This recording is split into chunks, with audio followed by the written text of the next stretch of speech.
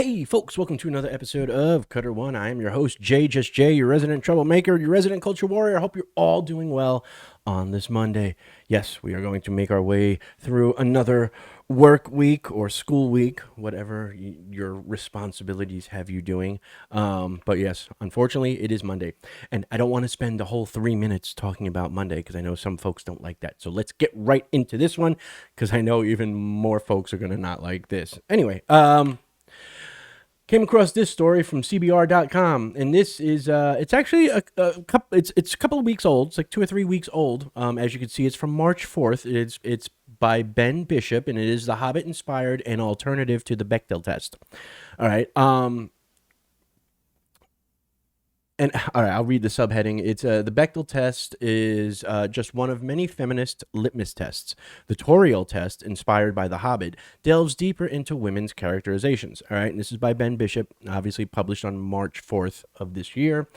And yeah, so let's get right into it before I start, going off on things and getting hated. All right, the Bechdel test is a well-known litmus test of female representation in media. It's especially well-known because it is so simple. Two women must have an on-screen conversation about something other than a man. The Bechdel test works so well because it is so simple. Only 3 conditions must be met, and a few minor lines of dialogue can accomplish it. Anyone can perform the test, and it is applicable across media. However, the Bechdel test is a true litmus test in that it only the Bechdel test is a true litmus test in that it only offers a single portion of the true feminist features of a narrative. Some stories are more feminist when considering their overarching themes, such as Jurassic Park, or the conditions in which they were written, such as Frankenstein. As such, Bechdel's simplicity is a two-edged sword. Swords are, in fact, quite relevant to another Bechdel-like test, dubbed the Tauriel test. People performing this test on a piece of media must only watch out for 2 conditions. There must be a woman featured, and she must be good at her job. Named after the character from the film version of The Hobbit, the Tauriel test similarly offers a single-layered test of feminism. However, it does serve to flesh out media's treatment of women, no matter how sparing it may be. The Tauriel test bears fantasy roots.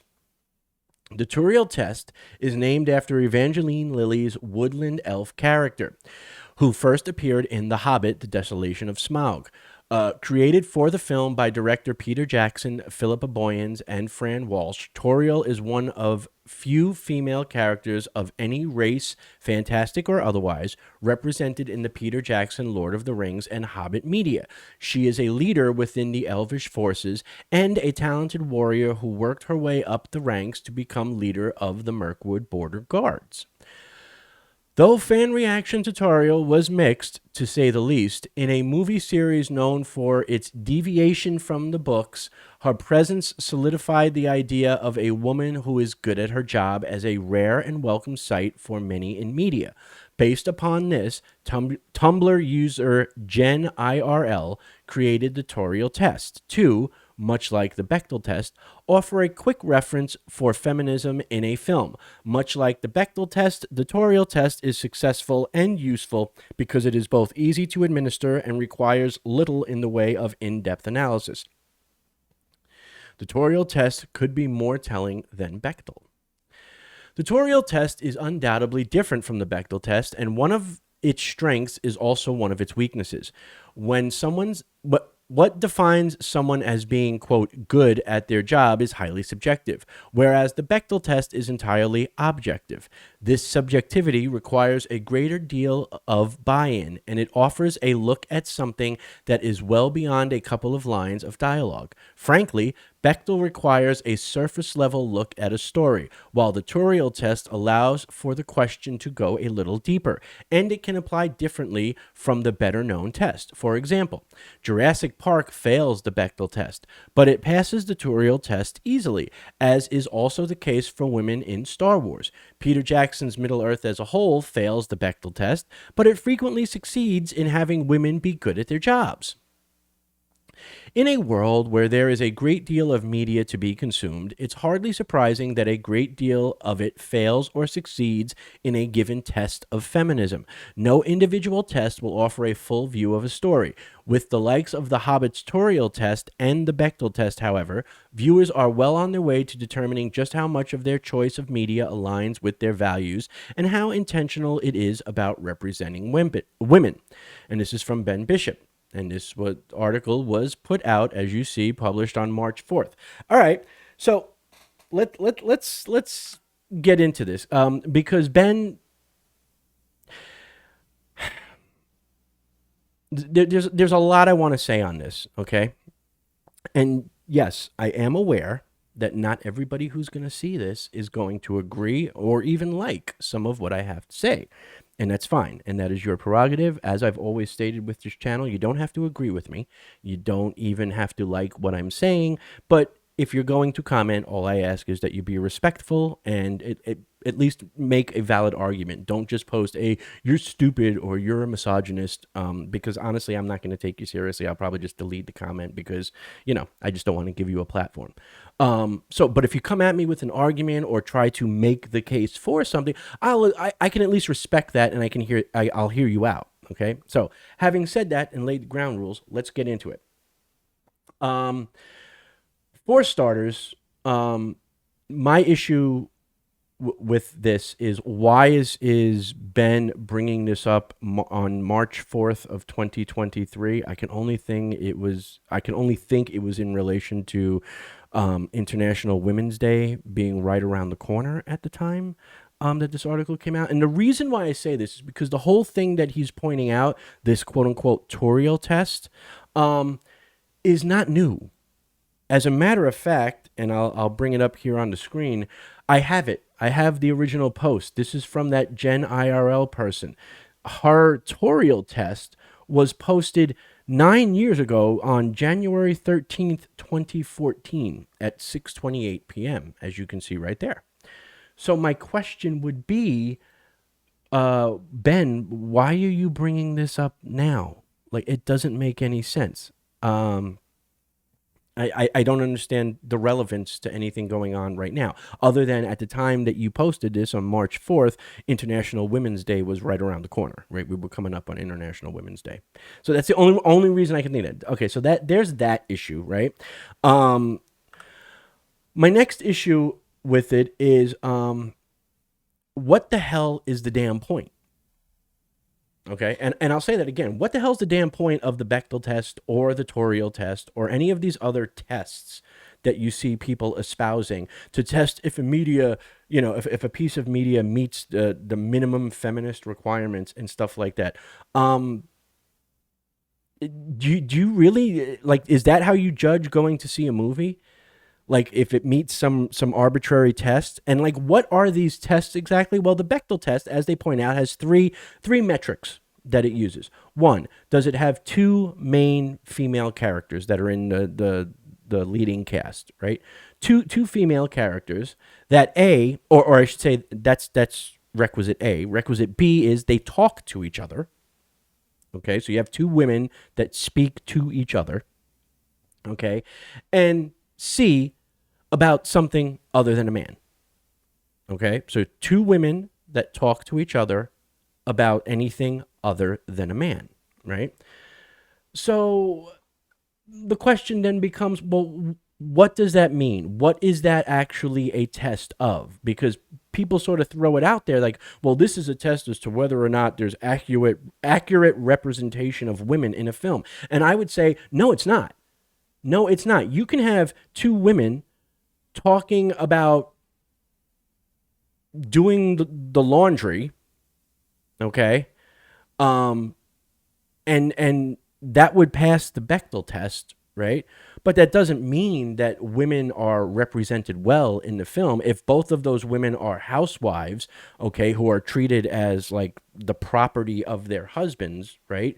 And this is treated within the film as if it's normal, right? Well, then having these two leading characters talking to each other about something other than a man really amounts to nothing, because the film in and of itself isn't representative of women in any sort of positive light. So the Bechdel test in and of itself is flawed. So again, it's a measurement of nothing. It is literally whatever wave we're on, 57th wave feminists, just way of making something that sounds scientific, that sounds sort of like it's an actual metric of something, when in reality it's not. And the same thing with this quote unquote Tauriel test, right? Now, Ben points out that there is some downsides to this, because the Tauriel test says that you have to have a leading female character and she has to be good at her job, whatever that may be. But what is good, right? Is Tauriel good at her job because no orcs have managed to get into Mirkwood? Or, is Tauriel good at her job because nobody's managed to kill, the king? You know what I mean? Define good. And as Ben points out, that's subjective, right? So if you have something that's subjective like that, you can't have an accurate metric of it, because, again, it's subjective. My definition of doing your job good may be different than you, the viewers, definition of doing your job good, right? And so the metric ultimately becomes useless. It's like the Bechdel test. It doesn't measure anything. It is like sort of like this make-believe metric used by 37th wave feminists, to just justify, like, oh, well, I'm not going to spend money on that movie because it doesn't represent women well and stuff like that. Well, there's a couple of other factors you have to factor in. First of all, what is the movie about? All of this has to take place within the confines of what is the movie about. Example, okay, a movie set in the modern era, let's say a movie even set in 2020, right? You have two female characters, okay? They are talking about whatever, right? Their parents, okay? Or their mothers. Two female characters sitting down at a coffee shop, having a coffee, complaining about their mothers, right? So by Bechdel test standards, right? That's fine, okay? Two female characters talking to each other about something that's not a man, okay? But then you could have two female characters sitting in a cafe in France talking about their daughters over a cup of tea, okay? But the caveat is that it's France in 1941. So now it's a period piece, okay? Those women are going to be depicted overall differently. The ones set in 2020, they will be modern women with modern sensibilities, okay? But the ones set in France in 1941, occupied France, okay, going to be treated completely different. They're going to be homemakers and submissive to their husbands, and so completely different representation of women. So the Bechdel test is actually useless. It's like, and I hate to use the phrase, but I'm gonna, it's like tits on a bull. It serves no function, right? It's like me having nipples on my elbow, right? Would serve no function whatsoever, okay? And so that's my problem with the Bechdel test, is it's not an actual measure of anything. And you have these feminists or feminist allies, I'm assuming that's what Ben is, trying to put it out there as if it's a legitimate measurement of something, and it is not. Okay, the Tauriel test is even one step removed from that, because the Tauriel test, even the people that support the idea of a Bechdel test, admit that the Tauriel test is even more subjective. Okay, because again, its basis is the definition of doing your job good, but each person's idea of doing your job good is completely different, right? My idea of a police officer doing their job good could be that there's very little crime in the neighborhood. So clearly the police officer presence is deterring it. They are doing their job well. Somebody else's idea of a police officer doing their job well is that when there's a crime, it almost immediately gets solved and the criminal goes to jail. That could be their definition of good. Completely different definitions, right? But both of us would claim that they are doing their job good, right? And so that's why the Tauriel test is also completely meaningless. Now, Ben makes some other comments in regards to specifically to Lord of the Rings and Tolkien's work. He says that Evangeline Lilly's woodland elf character Tauriel first appeared in The Hobbit: The Desolation of Smaug, created for the film by director Peter Jackson, Philippa Boyens, and Fran Walsh, right? And I'll even bring it up lest any of you think I'm just making it up. That's where he says that right there, right? The Tauriel test is named after blah, blah, blah character who first appeared in The Hobbit, blah, blah, blah, created for the film by Peter Jackson, Philippa Boyens, Fran Walsh. They did not create the character of Tauriel. I can tell you that right now.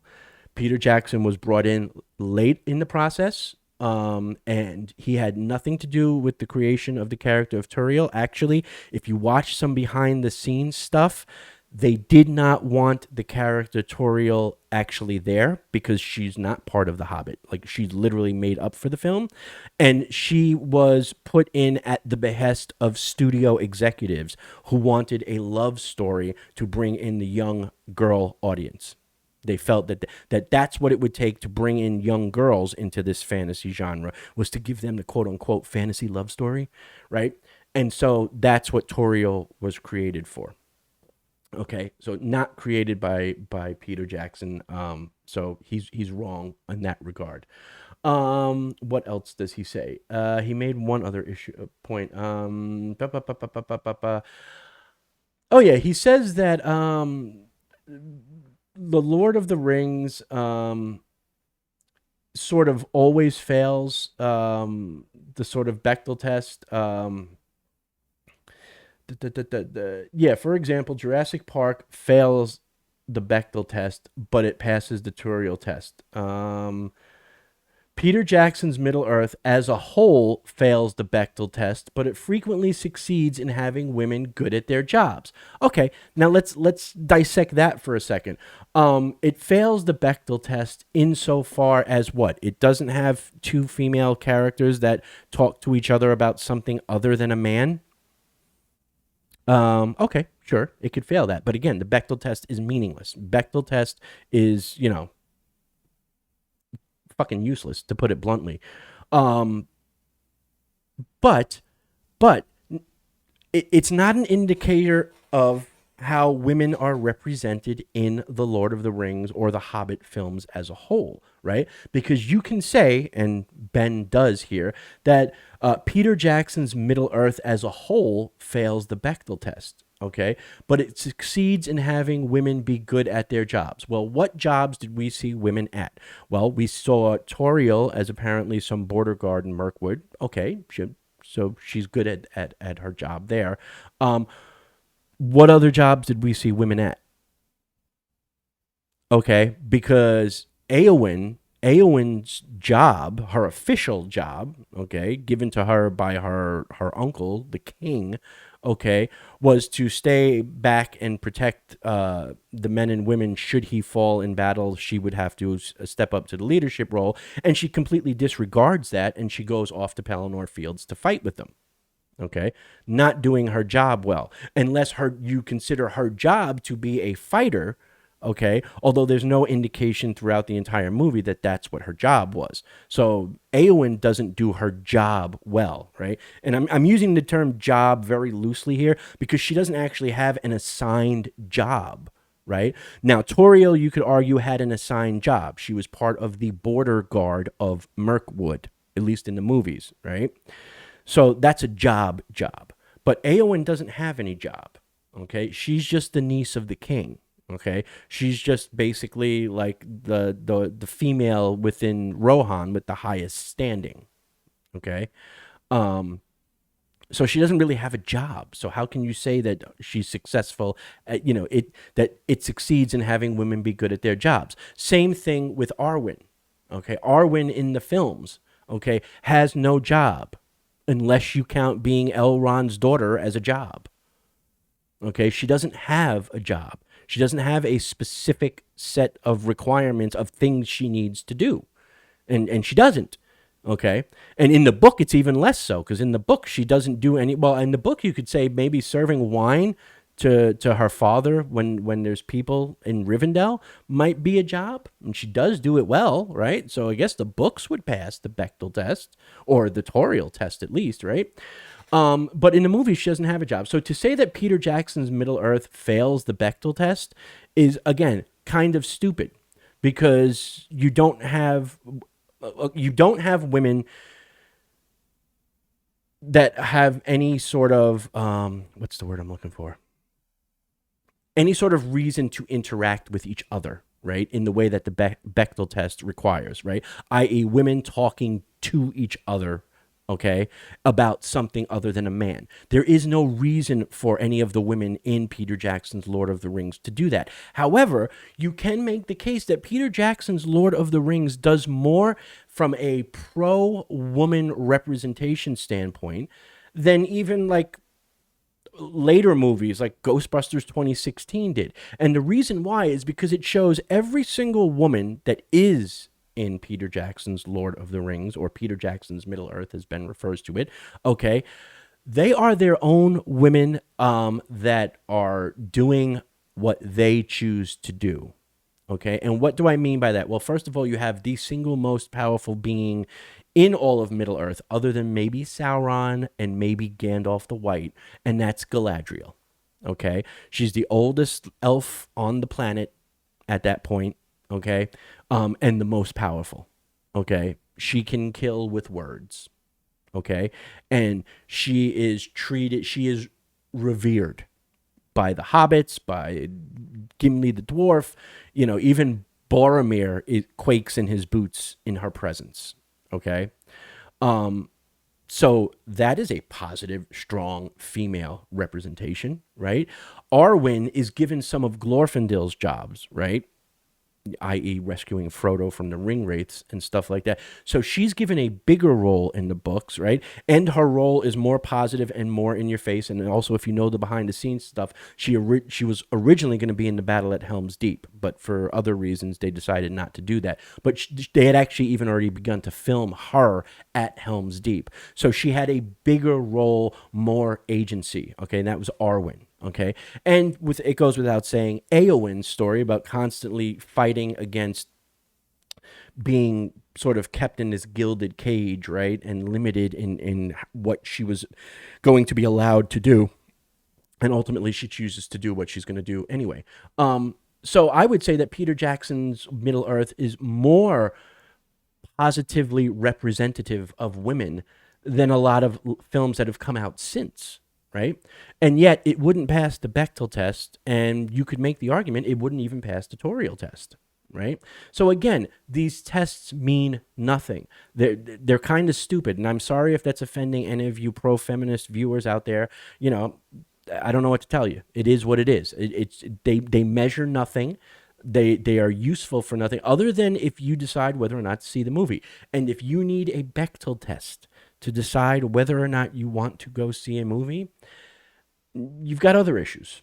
That's all I'm going to say. You've got other issues, okay? And so I just wanted to highlight this because it just struck me as like the epitome of dumb, right? This is where a clear case of you're making an issue out of something that doesn't need to be an issue. And like I said, 97th wave feminists apparently have these sort of pseudo metrics that they use to determine whether or not they're going to support a film or not. And I just think it's goofy because when you really break it down, these metrics mean nothing. They are measurements of nothing. Okay? Literally looking at the trailer and deciding, I'd pay money to go see that, or I wouldn't pay money to go see that, is just as valid as the Bechdel test or the Tauriel test or any of these other tests that sort of take these surface level nonsensical, requirements in order to decide whether or not it's a film that you want to spend money on. Listen, if you don't want to spend money on a movie because two women characters don't talk to each other about something other than a man, then you know what? Honestly, I'm kind of glad you're not going to be in the theater when I go see it. So take it for what it is. Anyway, that's just my thoughts on that. I thought it was an interesting article. Let me know what you guys think down in the comment section below. Remember, if you like the video, then like the video. If you want to share the video, by all means do so. It helps us with the YouTube algorithm and it helps us get seen. If you have not subscribed yet to the channel, I would hope that you would consider giving your subscription to the channel. We're trying to get to 1,000 subscribers by June 1st. That's the goal. Hopefully we'll make it. And yeah, so nothing would make me happier than to know that you have turned that red subscribe button gray. And if you're a returning subscriber, as always, I thank you from the bottom of my heart. Remember to go join us over on Discord, where we have a whole bunch of discussions about this and other stuff and Dungeons and Dragons and the whole 9 yards.